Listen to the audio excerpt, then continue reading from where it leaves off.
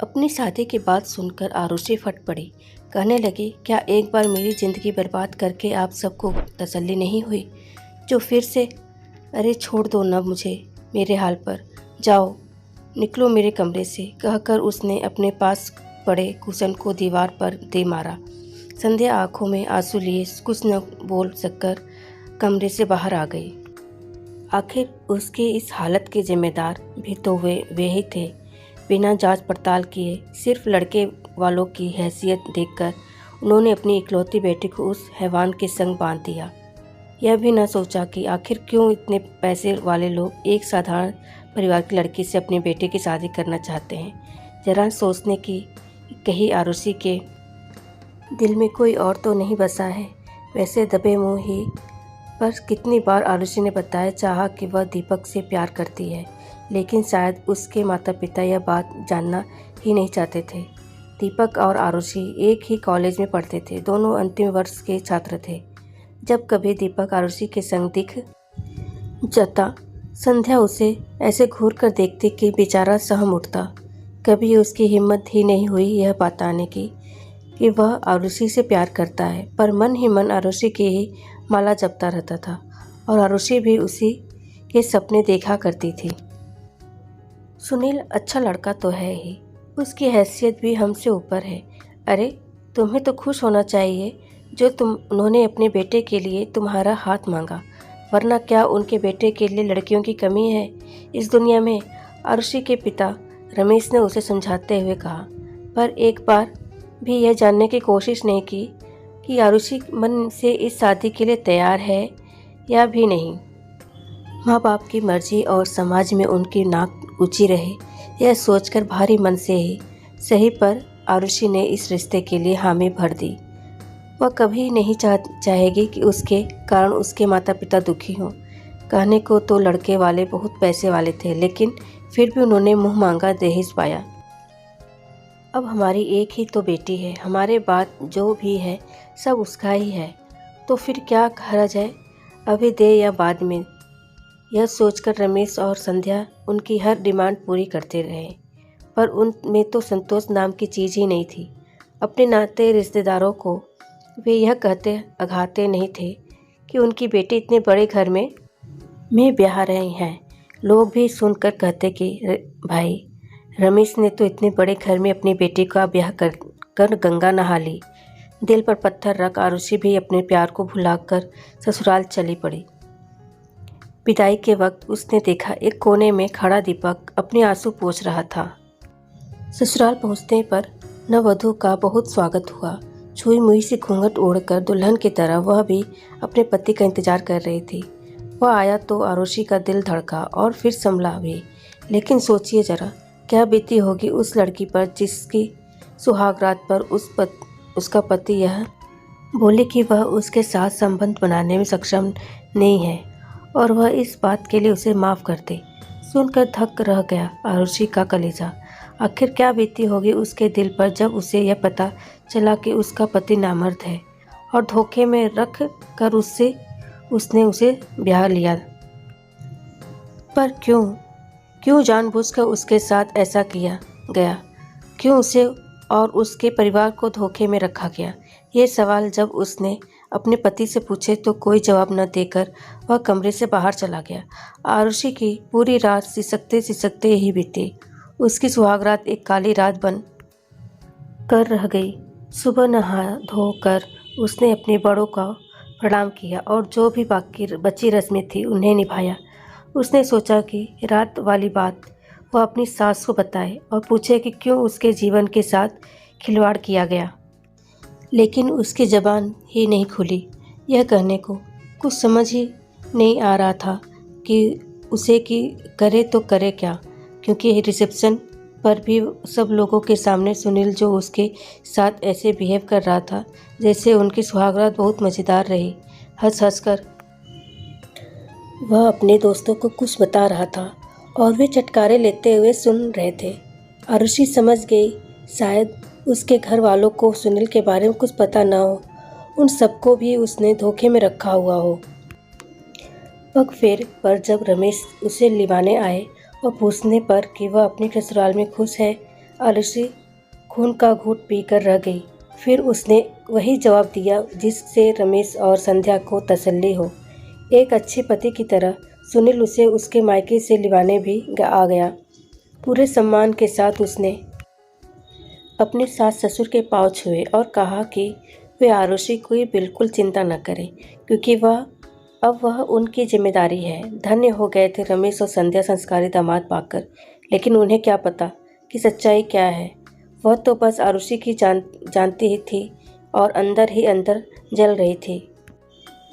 आरुषि को अपनी ससुराल आए हफ्ते से ऊपर का समय हो चुका था, पर इतने दिनों में एक बार भी सुनील न तो उसके करीब आया और न ही प्यार के दो बोल बोले। हैरान थी वह कि आखिर उसके साथ हो क्या रहा है और वह चुप क्यों है।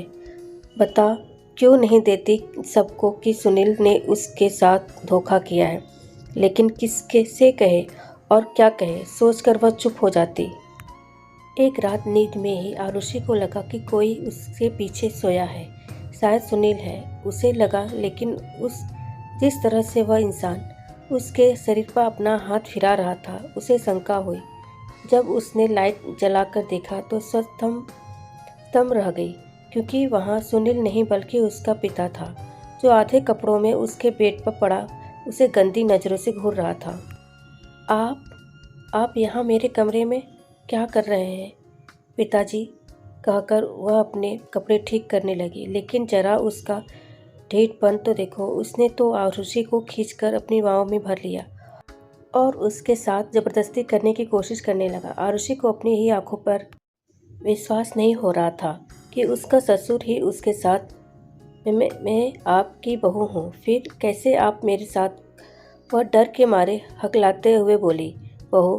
ठाके मारकर हंसते हुए वह बोला, क्या तुम्हें पता नहीं है कि तुम्हें मुझसे ही वारिस पैदा करना है, और इसलिए ही तो हम तुम्हें इस घर में बहू बनाकर लाए हैं। सुनकर आरुषि को लगा जैसे किसी ने उसके कानों में पिघला शीशा डाल दिया हो।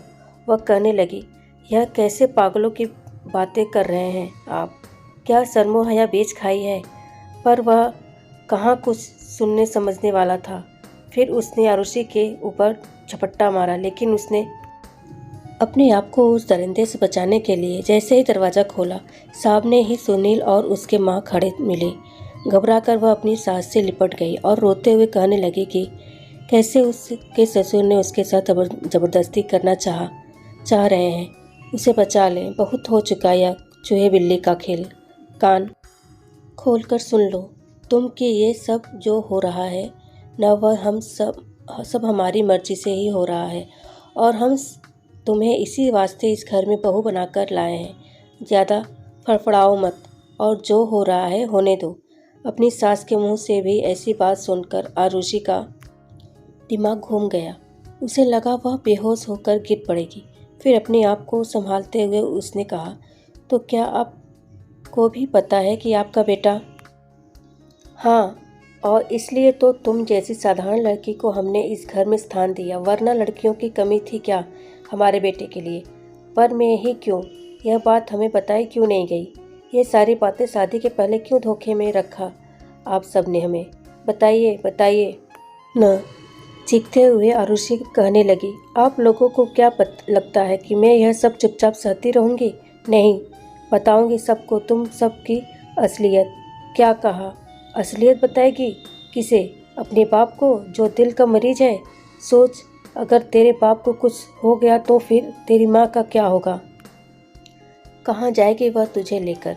दुनिया को तो हम बताएंगे ही कि कैसे आते ही तुमने घर के मर्दों पर डोरे डालने शुरू कर दी, और जब चोरी पकड़ी गई तो उल्टे हम पर ही दोष मढ़ रही है। आरुषि के बाल खींचते हुए सुनील कहने लगा, तुमने क्या सोचा कि तू मुझे पसंद आ गई थी, इसलिए हमने तुम्हारे घर रिश्ता भिजवाया था? देख, करना तो तुम्हें वही पड़ेगा जो हम चाहेंगे, वरना बात अधूरी छोड़कर उसने उसे उसके कमरे से बाहर निकाल दिया। पूरी रात आरुषि ने बालकनी में रोते हुए बिताई। सुबह फिर उसकी सास कहने लगी, देखो बहू, जो हो रहा है होने दो। क्या फ़र्क पड़ता है कि तुम किस ये रिश्ता बना रही हो और किस से नहीं? आखिर हम तो तुम्हें वारिस जनने के लिए इस घर में बहू बनाकर लाए हैं। न। इस घर और घर के लोगों से घृणा होने लगी थी आरुषि को इस, और अब एक ही सहारा था उसके पास, उसके ननद और नंदोई। अब वे ही थे जो उसे इस नर्क से आज़ाद करा सकते थे। लेकिन जब उनके मुंह से भी उसने वही बातें सुनी जो उसके होश उड़ गए। वह समझ गई कि उसकी शादी एक साजिश के तहत हुई है। 2 महीने हो चुके थे उसकी शादी को। इन 2 महीनों में एक दिन भी ऐसा नहीं गया जब आरुषि ने आंसू न बहाए हो। उसका ससुर जिस तरह से उसे गिद्ध दृष्टि से देखता था वह सिहर उठती थी। किसी तरह अब वह अपने आप को उस दरिंदे से बचाए थी। इस बीच जब भी रमेश अपनी बेटी को लिवाने आते तो वे लोग यह कहकर उसे जाने से रोक देते थे कि अब उसके बिना यह घर नहीं चल सकता। उनके कहने का मतलब था कि वे लोग आरुषि को बहुत प्यार करते हैं, इसलिए उसे कहीं जाने नहीं देना चाहते हैं। मन ही मन खुशी से झूम उठते रमेश यह सोचकर कि उनकी बेटी का उस घर में कितना सम्मान हो रहा है। लेकिन असलियत से वे वाकिफ नहीं थे कि उनकी बेटी के साथ उस घर में क्या क्या हो रहा है। आरुषि भी अपने पिता के स्वास्थ्य के साथ कोई समझौता नहीं करना चाहते थे, इसलिए चुप थे। लेकिन उस रात तो हद हो गई जब उसे उसके ससुर के साथ एक कमरे में बंद कर दिया गया। वह चिल्लाती रही पर किसी ने दरवाज़ा नहीं खोला। क्या करती बेचारी। उठाकर फूलदान उस दरिंदे के सिर पर दे मारा और जब उसके चिल्लाने की आवाज़ों से वे सब कमरे में आए तो वह सब की नज़रें बचाकर घर से बाहर निकली। अपनी बेटी को ये अचानक अकेले और बदहवास अवस्था में देखकर रमेश और संध्या हैरान रह गए। फिर जब उन्हें पूरी बात का पता चली तो जैसे उनके पैरों तले की ज़मीन ही खिसक गई। आनन फानन में अपनी बेटी की ससुराल पहुंच गए और जब उन्होंने उनसे अपनी बेटी के जुल्मों का हिसाब मांगा और कहा कि क्यों उन्होंने उन्हें धोखे में रखा तो वे उल्टे कहने लगे कि ऐसी कोई बात नहीं, उन्होंने ही अपनी पागल बेटी को उनके बेटे के पल्ले बांध दिया। धोखा तो उनके साथ हुआ है। अच्छा तो फिर ठीक है, आप अपने बेटे की जांच करवाएं कि वह नपुंसक है या नहीं, और मैं भी अपनी बेटी की दिमागी जांच करवाता हूँ। फिर तो दूध का दूध और पानी का पानी हो जाएगा ना। तुम लोग क्या समझे कि हम चुप बैठ जाएंगे? नहीं, इस भ्रम में मत रहना। तुम सब ने अब तक मेरी शालीनता नहीं देखी है, पर अब मैं तुम्हें दिखाऊंगा कि मैं क्या कर सकता हूँ, चाहे दुनिया की सबसे बड़ी से बड़ी अदालत तक ही क्यों ना जाना पड़े हमें, पर छोड़ूंगा नहीं। तुम सबको तो जेल होगी ही, और तुम्हारा बाप, उसे तो फांसी न दिलवाई मैंने तो मेरा भी नाम रमेश नहीं। बोलते बोलते रमेश का चेहरा क्रोध से लाल हो गया। रमेश की बातें सुनकर सबके होश उड़ गए, क्योंकि झूठे और गुनहगार तो वे लोग थे ही। अंततः दिन में ही तारे नजर आने लगे उन्हें। क्या सोच रहे हो, रोको उसे। अगर वह पुलिस में चला गया तो हम में से कोई नहीं बचेगा और मुझे फांसी पर नहीं झूलना, अपना पसीना पोंछते हुए सुनील के पिता ने कहा। उन लोगों को लगने लगा कि अगर यह बात पुलिस तक गई तो इज्जत तो जाएगी ही, उनका जीवन भी नहीं बचेगा। बहुत गिड़गिड़ाते पर कि वे जो चाहें उनसे ले ले, जितने मर्जी थप्पड़ मार ले, पर पुलिस में न जाएं। कहीं पुलिस कानून के चक्कर में उनकी बेटी का भविष्य और न बिगड़ जाए। यह सोचकर रमेश को भी यही सही लगा। लेकिन उन्होंने उनके सामने यह शर्त रखी कि सुनील आरुषि को जल्द से जल्द तलाक देकर उसे आज़ाद कर दे, मरता क्या न करता। और बगैर किसी शर्त के सुनील ने तलाक के पेपर साइन कर दिए। पहली सुनवाई में ही फैसला हो गया। वहाँ से तो आरुषि आज़ाद हो गई, लेकिन एक अवसाद से घिर गई। जिंदगी पर से उसका विश्वास उठ गया। पूरा दिन बस अंधेरे कमरे में पड़ी रहती, न ठीक से कुछ खाती न पीती और न ही किसी से मिलती जुलती। कहीं बेटी को कुछ हो न जाए, कहीं वह कुछ कर न ले, यह सोच सोच कर रमेश और न संध्या की जान सूखती रहती। बेटी की इस हालत का दोषी वह खुद को ही मानने लगे थे। कुछ समझ नहीं आ रहा था उन्हें कि क्या करे जो फिर से आरुषि पहले की तरह हंसने खिलखिलाने लगे, अपनी ज़िंदगी से उसे प्यार हो जाए। आरुषि बेटा, देखो तो कौन आया है। उसकी माँ ने लाइट और ऑन करते हुए कहा तो उसने नज़रें उठाकर देखा, पर उसकी आंखें चौंधिया गई। हमेशा अंधेरे में रहने और एकाएक लाइट आंखों पर पड़ने के कारण उसे सही से कुछ नहीं दिख रहा था। पर जब उसने गौर से देखा तो देखती रह गई। दीपक हौले से उसके मुंह से निकला। संध्या और रमेश जानते थे कि कभी आरुषि और दीपक एक दूसरे से प्यार करते थे, पर कह नहीं पाए। शायद उन्हें बोलने का मौका ही नहीं दिया और खुद ही वे उसकी ज़िंदगी का फैसला कर बैठे। लेकिन अब दीपक ही उनकी बेटी के होठों पर मुस्कान बिखेर सकता था। वही है जो ज़िंदगी भर आरुषि का साथ निभा सकता है। यह सोचकर उन्होंने दीपक को उसके सामने ला कर खड़ा कर दिया। बहुत संकुचाहट के बाद दीपक ने पूछा, कैसी हो आरुषि? मगर उसने कोई जवाब नहीं दिया। लगता है मुझे भूल गई। अरे मैं दीपक हूँ दीपक। अब याद आया? उसने उसे हंसाने के इरादे से कहा, पर फिर भी उसने कोई जवाब नहीं दिया। धीरे धीरे दीपक उसे पुरानी बातें, कॉलेज के दिनों की याद दिलाने लगा। कहने लगा कि कैसे वे दोनों सबकी नज़रें बचाकर रोज़ मिलते थे, कैसे कैंटीन में बैठकर कॉफ़ी पीते थे। दीपक उसे उसके दुख भरे अतीत से बाहर लाने की कोशिश कर रहा था, पर आरुषि थी कि बस सुनने में ही देखे जा रही थी। आरुषि की ऐसी हालत देखकर दीपक की आंखों में भी आंसू आ गए। कहने लगा, आखिर तुम्हारी क्या गलती है आरुषि? तुमने अपने आप को इस काल कोठरी में बंद कर रखा है।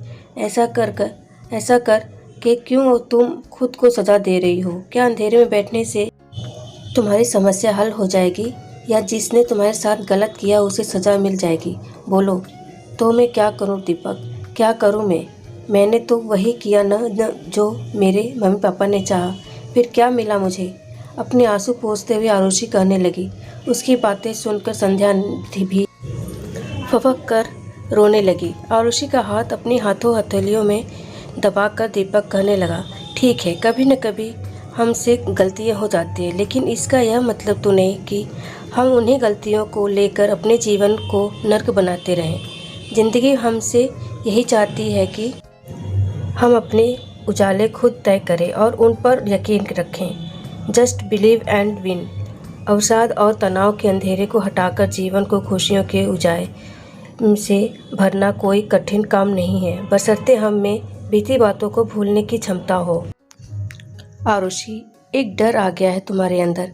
उस डर को तुम्हें बाहर निकालना होगा। क्या तुम्हें अपने माता पिता की फिक्र नहीं है कि उन पर क्या बीतती होगी तुम्हारी ऐसी हालत देखकर? अरे उन्होंने तो तुम्हारा भला ही चाहा था। अपने लिए, अपने माता पिता के लिए तुम्हें इस अंधेरे से निकलना ही होगा आरुषि। दीपक की बातों का कुछ कुछ असर होने लगा था आरुषि पर। कहने लगी, हम अपनी खुशियाँ, अपनी पहचान, अपना सम्मान दूसरों से मांगने लगते हैं। ऐसा क्यों होता है दीपक? क्योंकि हमें अपनी शक्ति का एहसास नहीं होता। अपनी आंखें खोलकर देखो और गौर से देख, तुम्हारे सामने तुम्हारी मंजिल है। दीपक की बातों ने उसे नज़र उठाकर देखने पर मजबूर कर दिया, जैसे वह कह रहा हो कि आरुषि, आज भी मैं उसी राह पर खड़ा तुम्हारा इंतज़ार कर रहा हूँ जहाँ तुम मुझे छोड़कर चली गई थी। बस तुम्हारी हाँ की देर है आरुषि। फिर देखो कैसे मैं तुम्हारी ज़िंदगी खुशी से भर दूंगा। दीपक के सीने से लग आरुषि बिलख बिलख कर रो पड़ी, जैसे सालों का गुबार निकल रहा हो उसकी आंखों से बहर कर। दीपक ने भी उसे रोने दिया ताकि उसके सारे दुख दर्द उन आंसुओं के सहारे बाहर निकल जाए और वह अपने डरावने अतीत से बाहर निकल जा सके। बाहर खड़े रमेश और संध्या की आंखों से भी अविरल आंसू बहे जा रहे थे, पर आज ये खुशी के आंसू थे। ये स्टोरी आपको कैसी लगी प्लीज़ कमेंट करके ज़रूर बताएं, और पसंद आए तो प्लीज़ लाइक जो बटन ज़रूर दबा दीजिएगा, और अब तक सब्सक्राइब नहीं किया तो प्लीज़ सब्सक्राइब कर लीजिए, क्योंकि हम डेली एक स्टोरी लेके आते रहते हैं। तो वीडियो स्टोरी सुनने के लिए थैंक यू सो मच।